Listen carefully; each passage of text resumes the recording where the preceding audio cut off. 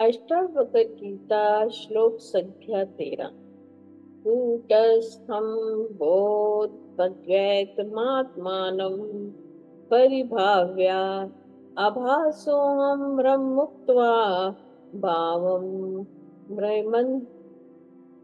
मंतरम राहिं मंतरम।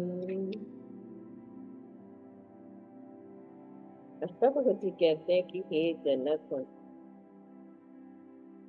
क्या करो, तू क्या है? कूटस्थ है। और कैसा है? बोधम, बोध स्वरूप है। आत्मा को, अपने आप को अपनी आत्मा जान के परिभाव। और क्या कर? बाह्य मंत्रम, बाहर और भीतर भावम, भाव को मुक्तवम, मुक्तवा छोड़ करके तू अपने को कुटस्थ जान और बहुत स्वरूप जान कि तू क्या है? आत्मा है। इतना करके राजा जनक को अष्टावक्र जी बता रहे हैं, हे जनक, तू आभास नहीं है, तू अहंकार नहीं है।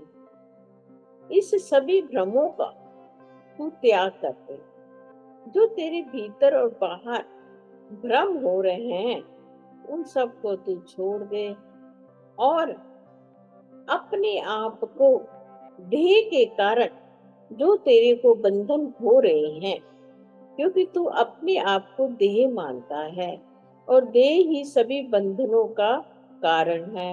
परंतु तू शरीर नहीं है, तू आत्मा है, ऐसा जानकर। क्योंकि जब तक हम अपने आप को देह मानते रहेंगे, तब तक हम देह के बंधनों से नहीं छूट सकते। देह में हमें भ्रम रहता है, आज हम देह दुखी है, आज सुखी है। फिर देह के साथ जो हमारी ममता होती है, वो हमारे अहम का कारण होती है, हमारे अहंकार का कारण होती है। हम अपनी देह के साथ, अपने शरीर के साथ अपने आप को जोड़कर अहंकार करते रहते हैं। मैं सुंदर हूँ, मैं ये हूँ, मैं वो हूँ।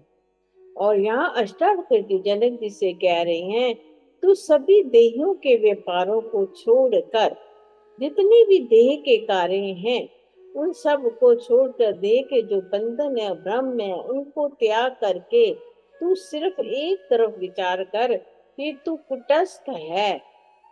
तू बिल्कुल कुटस्थ है और बोध स्वरूप है।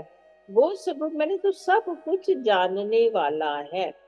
देह जड़ है, परंतु आत्मा चेतन सब कुछ जानता है। आपके एक एक क्षण को, एक एक पल को आत्मा जानता है और अद्वैत है। उसके समान कोई दूसरा भी नहीं है, तेरे समान कोई दूसरा नहीं है। यानी अगर शरीर मानता है, इससे नहीं, शरीर तो बहुत दिखाई देते हैं, परंतु तू आत्मा है। आत्मा सदा एक रस एक है।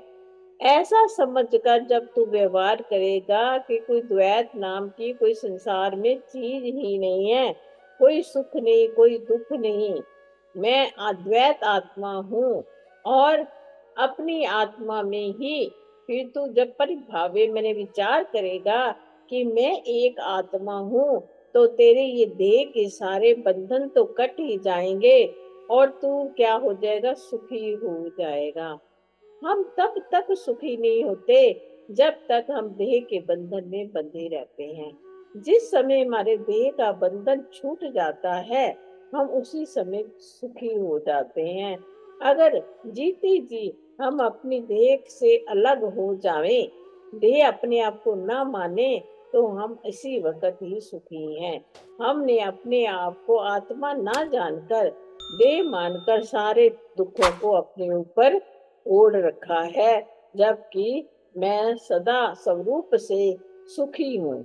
मेरे स्वरूप में किसी प्रकार का कोई भी दुख नहीं है।